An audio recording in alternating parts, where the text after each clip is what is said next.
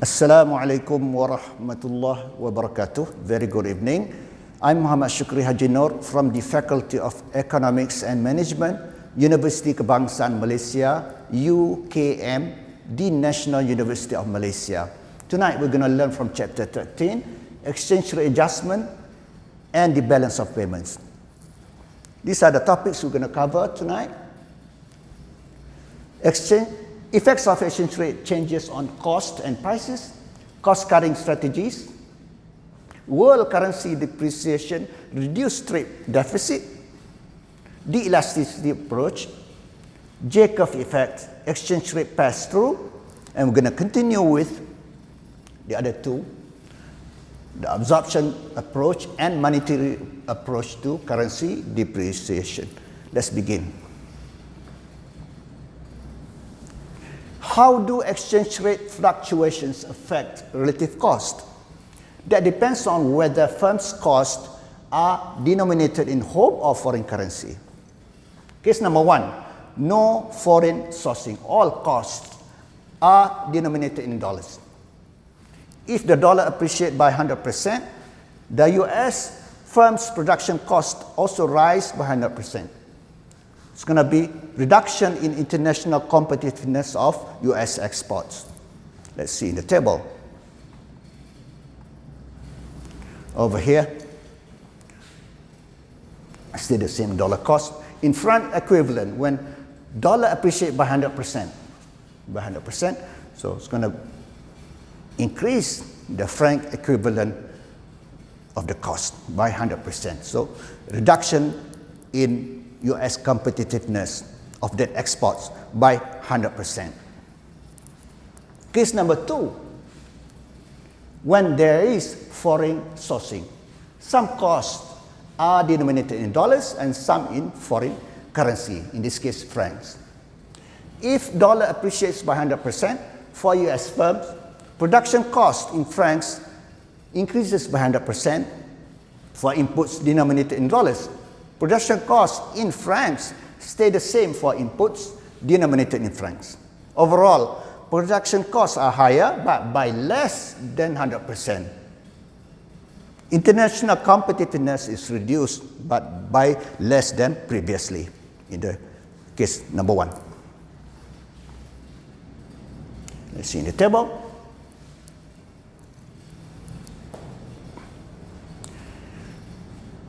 Iron and coal are dollar denominated. Scrap iron is franc denominated. So this is the dollar cost.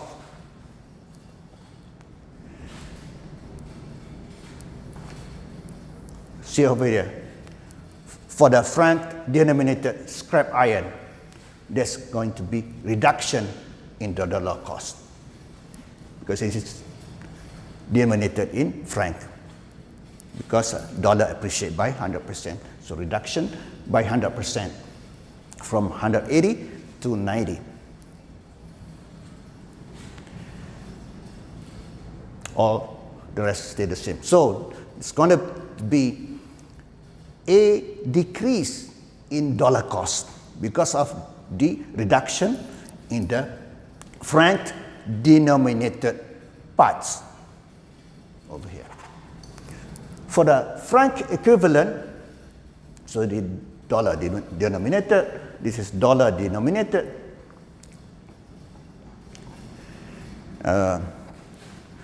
Stay the same with the franc denominated because it is franc equivalent.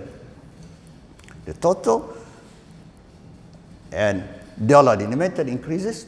So over here, increases by 64%. Which is less than previously 100%.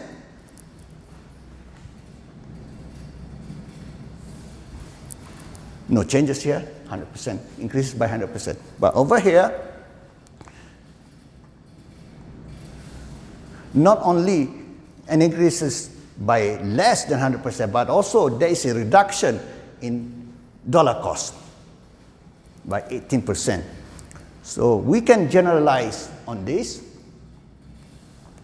As franc denominated costs become a larger portion of new costs, name of the company. Nucleus total cost.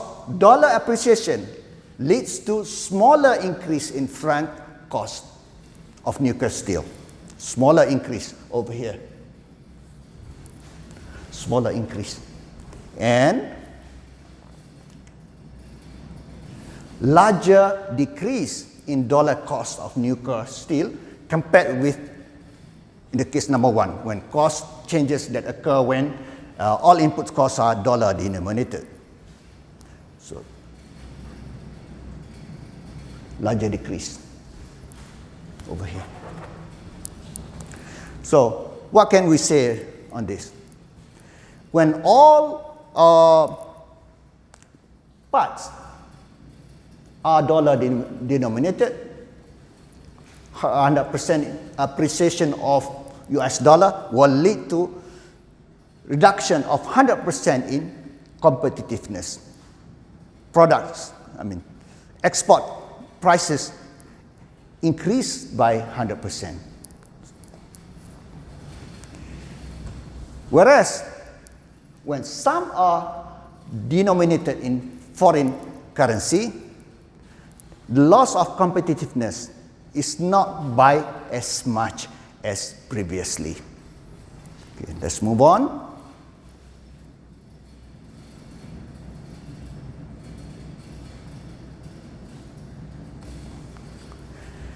Exchange rate fluctuations can cause changes in relative cost, influencing relative prices and volume of goods and goods traded among nations. Dollar depreciation lowers US production cost, lowers export prices in foreign currency terms, induces increase in US exports. Dollar depreciation also leads to decrease in US imports.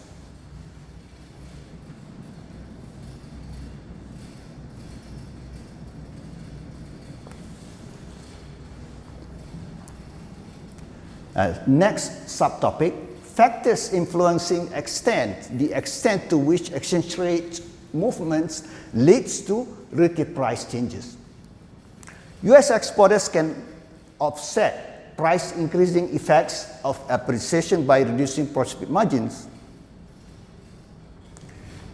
But perceptions on long-term trends in exchange rates may promote price rigidity if appreciation is seen as temporary.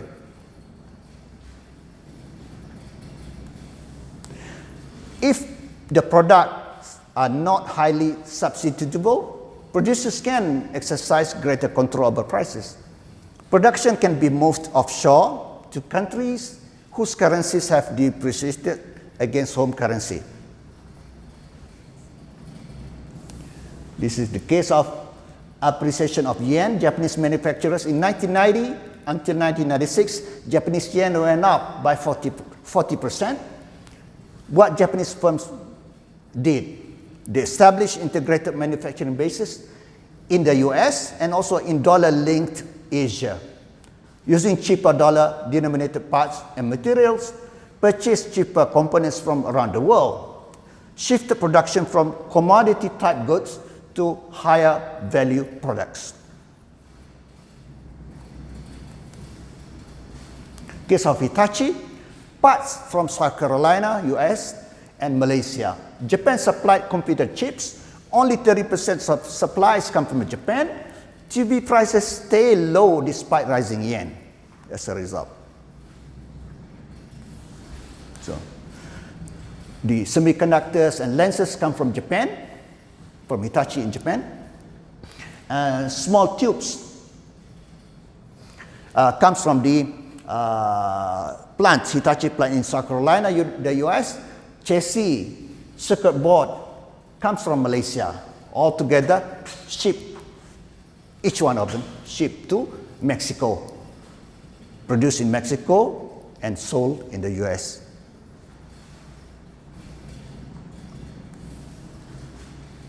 Case of Japanese auto industry, they cut the yen prices of their autos. Falling unit profits margin, they're willing to take lower profits. to combat the increase of prices because of exchange rate appreciation of the yen, reduce manufacturing costs by increasing productivity, importing materials and parts from other countries, outsourcing larger amounts of vehicles production to transplant factories. Now, case of appreciation of the dollar, the US manufacturers, 1996 to 2002, dollar appreciated by 22%. American Fit Company has a plant in Ohio, made machinery used in auto plants. When orders come in, two companies meet to decide which plant should make which parts. American Fit can share in the benefits of having a European production base without having to take on risk of building its own factory over there in Europe. SIPCO Molding Technologies, partnership with an Austrian company. Austrian company designed and made the tools. SIPCO simply resold them.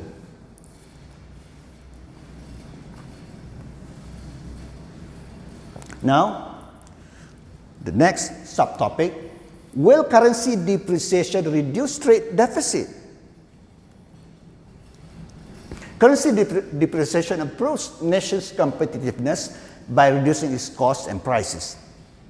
So we have three approaches here: elasticity approach, absorption approach, and monetary approach. Now, we begin with elasticity approach. Emphasizes relative price effects of depreciation. Depreciation works best when demand elasticities are high.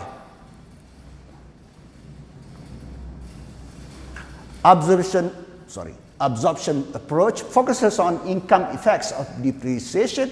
Decreases in domestic expenditure relative to income must occur for depreciation to promote trade equilibrium. Monetary approach stresses effects of depreciation on purchasing power of money and resulting impact on domestic expenditure.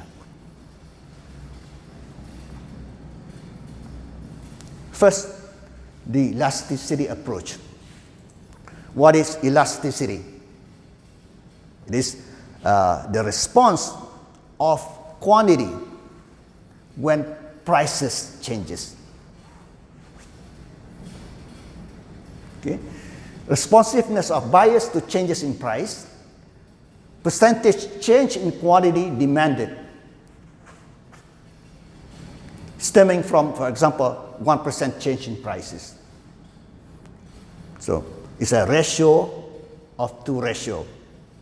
Change in quantity, the ratio over change in price. The response in quantity to changes in prices. So if it's bigger than 1, elastic. Less than 1, inelastic. Unitary is equal to 1. So we have Marshall-Lerner condition. Depreciation, okay, to answer whether depreciation will solve the problem of trade deficit, Marshall-Lerner gives us very important condition. Depreciation will improve trade balance if currency depreciating nation demand elasticity for imports, plus foreign demand elasticity for its export exceeds 1, more than 1. Depreciation will worsen trade balance if the sum of the demand elasticity above, the sum of those two above, the two above, which is the nation's demand elasticity of imports and the foreign demand elasticity for its export, if the sum of the two is less than 1, it will worsen trade deficit. Trade balance will neither improve nor worsen if the sum of the demand elasticity is equal to 1. So let's see the case over here. This is improved trade balance. This is worsened trade balance. Two cases on one in one table. Suppose there is pound depreciation of 10%, and we assume also UK demand elasticity for imports is 2.5, demand elasticity for UK exports 1.5, so the sum is 4.0, which is bigger than 1. So what happened? When pound depreciates,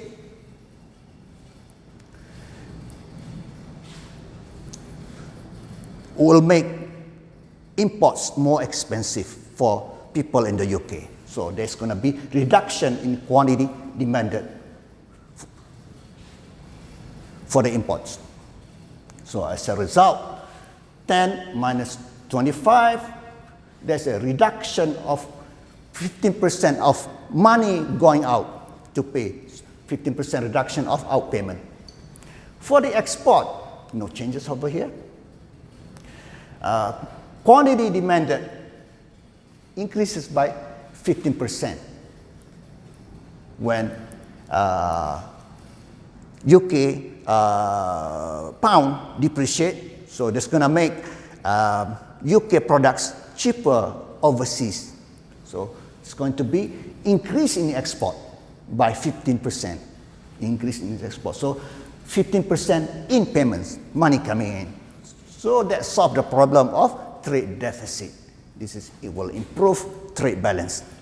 But it will worsen trade balance if the sum of the two elasticities is less than 1. Over here is bigger than 1. Here, less than 1. Suppose the same. Pound depreciate by 10%. UK demand elasticity for imports is 0.2 only, not 2.5 over here. US demand elasticity for UK exports is only 0.1, so the sum is 0.3 only, not 1 or less than 1. So what happened?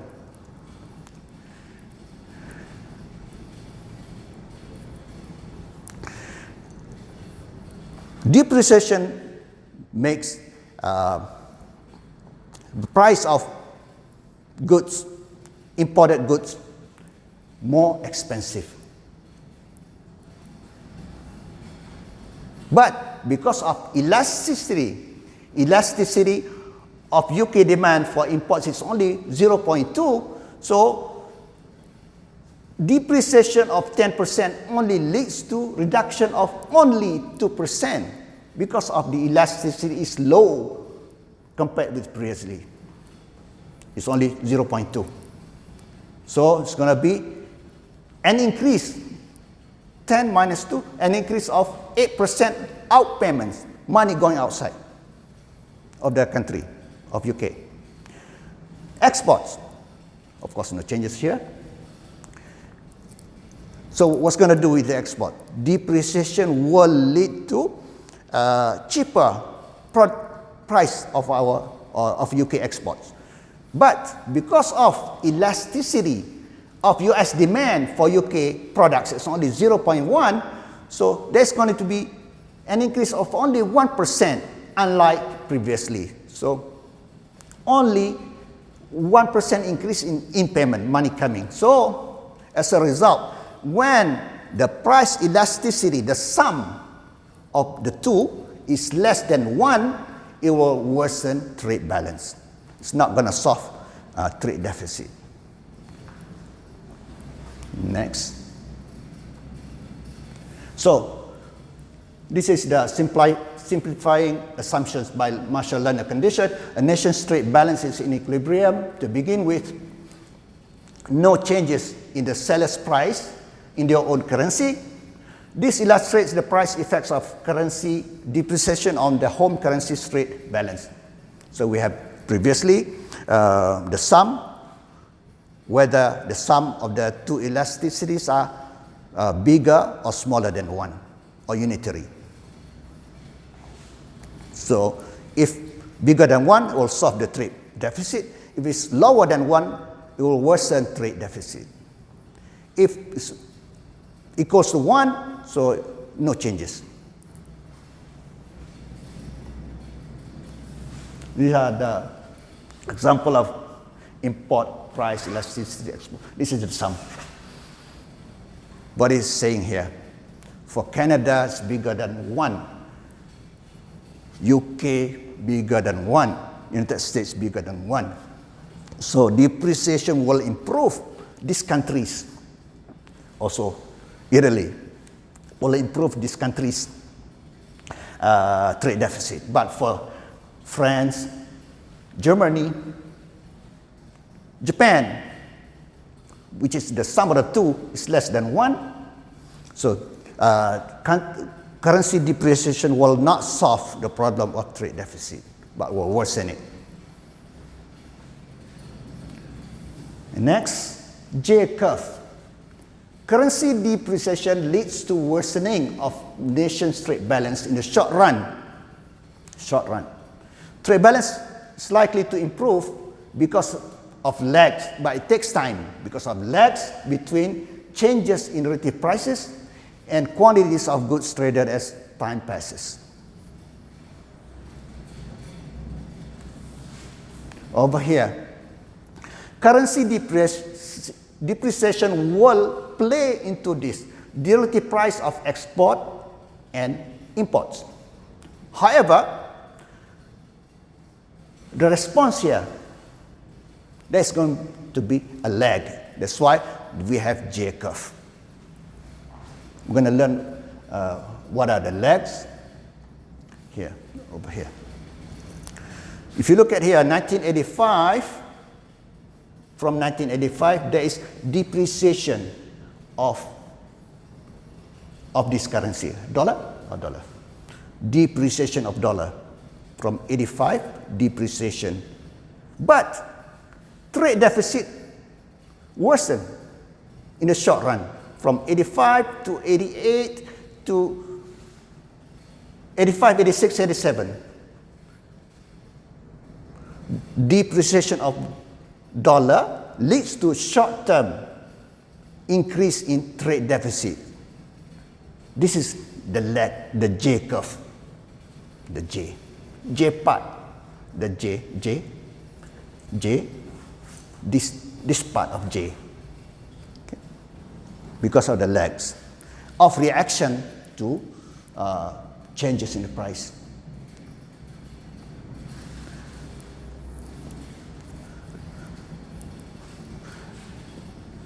Changes in the prices, there's a lag in the changes in the prices as response to changes in the currency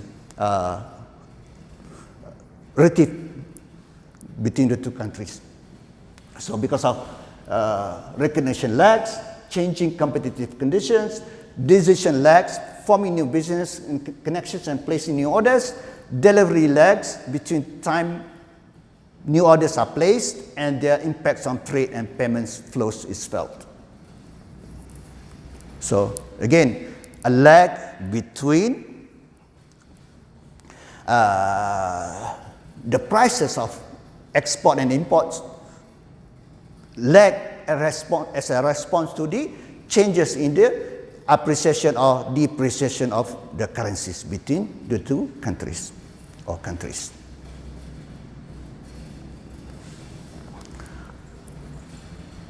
Replacement lags, using up inventories and wearing out existing machinery before placing new orders. Production lags involved in increasing the output of commodities for which demand has increased.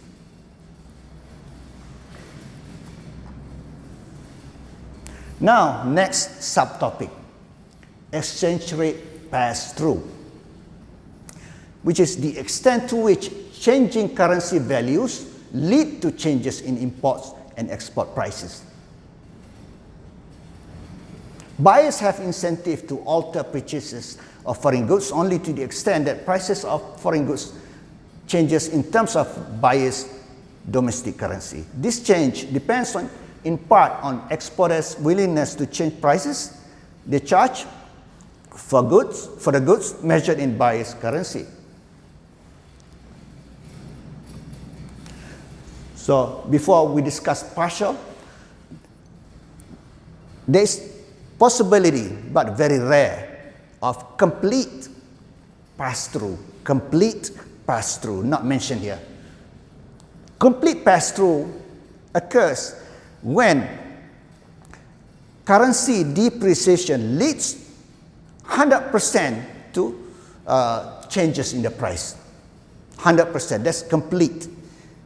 If, for example, currency depreciate by 100%, by 50%, so there's going to be a decrease by 50% of export price of the goods coming from that country.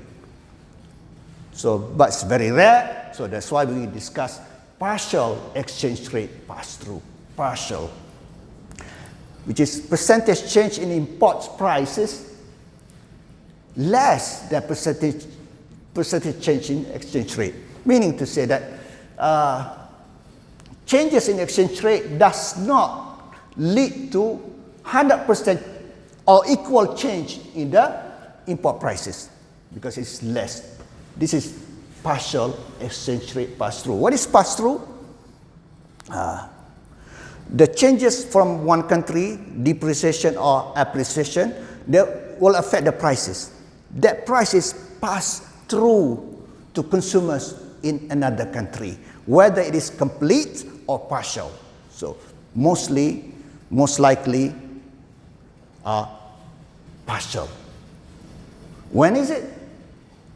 When percentage change in import prices is less than percentage change in exchange rate. Exchange rate pass-through tends to be partial because of invoicing practices, market share considerations, distribution cost. These are the reasons. For example, here, pass-through for OECD average only 0.64%, United States 0.42%, Euro area, and so on. So this is according to data.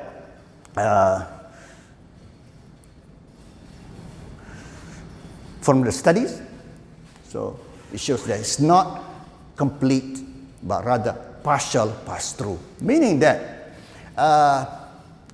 country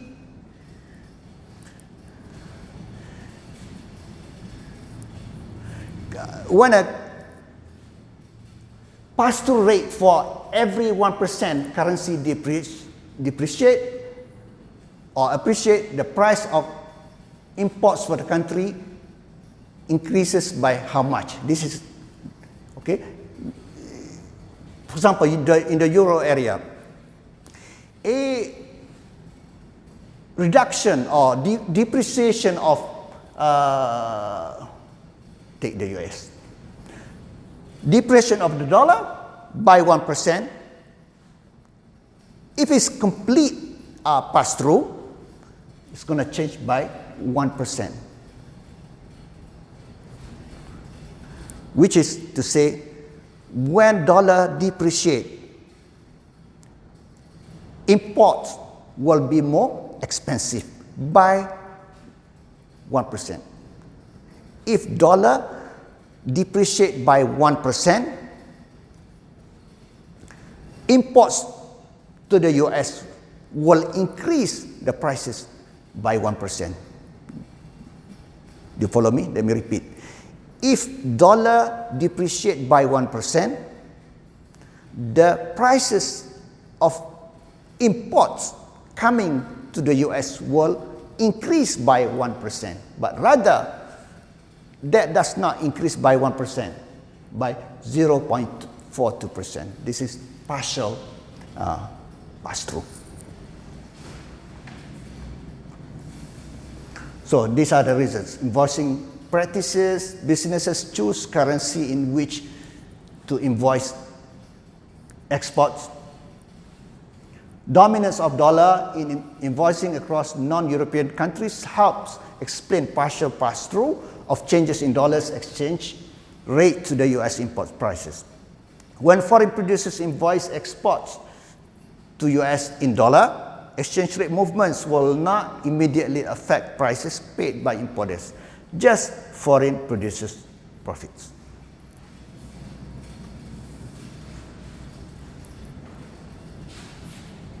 Yeah.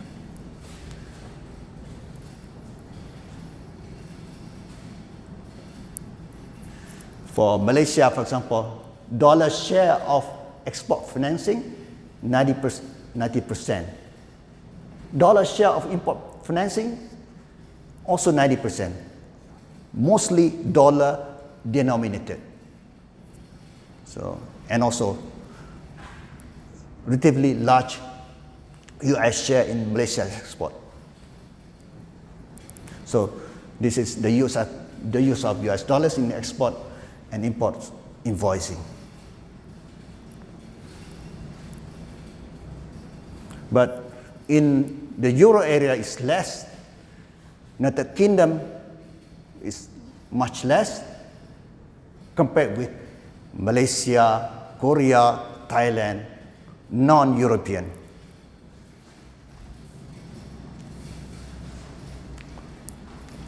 Second reason, market share considerations. Foreign producers may seek to preserve market share for goods sold in the US by keeping dollar prices constant. Forces them to accept lower profit margin when their currency appreciates. Relatively strong domestic competition for imported goods in the US lessens the extent of exchange rate pass-through into import prices. Last one, distribution cost of distributing imported goods to the final consumer, transportation, and also marketing, wholesaling, retailing cost.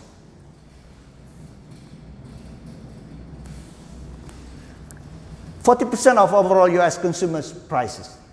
The distribution cost makes up 40% of the prices faced by consumers in the US, 40%. As distribution costs become larger percentage of consumer price, sensitivity of consumer prices to exchange rate fluctuations declines. Because it's taken up by the transportation.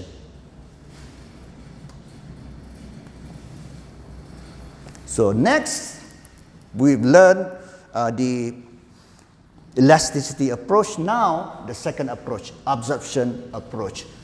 Impact of depreciation on spending behavior in domestic economy, influence of domestic spending on trade balance.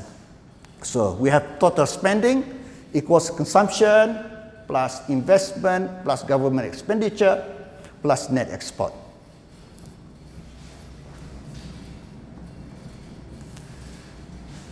So total domestic output Y is the level of total spending. Y equals CIG plus net export. So absorption, we can name it as A, CIG as A. This is absorption. So balance of trade, we can change around. So over here, so balance of trade, B is X, which is export minus imports.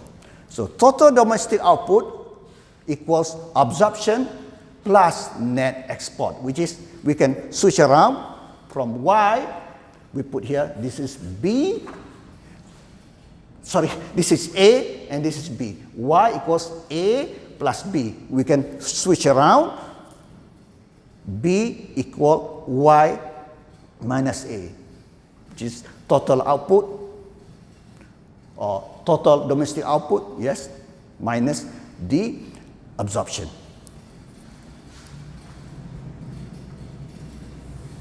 So balance of trade B equals total domestic output, which is the level of absorption. Positive trade balance, national output exceeds domestic absorption. Negative trade balance is when the economy spending beyond its ability to produce.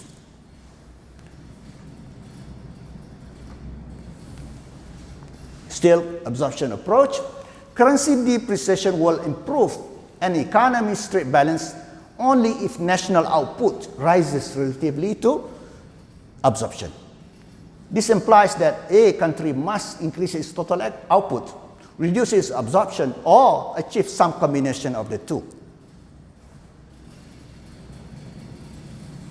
Now, suppose there is unemployment, and next we're going to assume full employment. So what happened? We have unemployment and trade deficit. So what happened when there is currency depreciation? Is it going to solve the problem of trade deficit? So,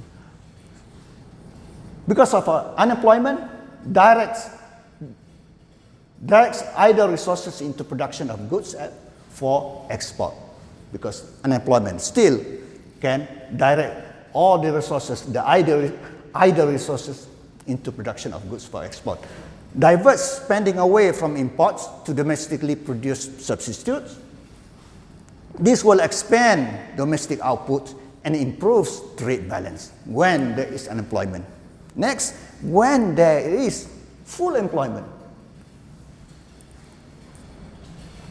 Currency depreciation improves trade balance only if domestic absorption is cut.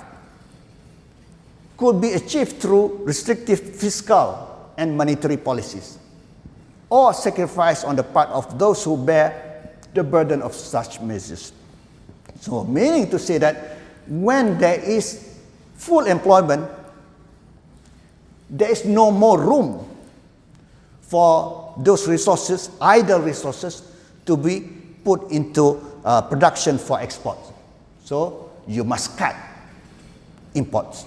So, either through fiscal or monetary policy, tightening fiscal and monetary policies, and sacrifice import less by those who are enjoying imports.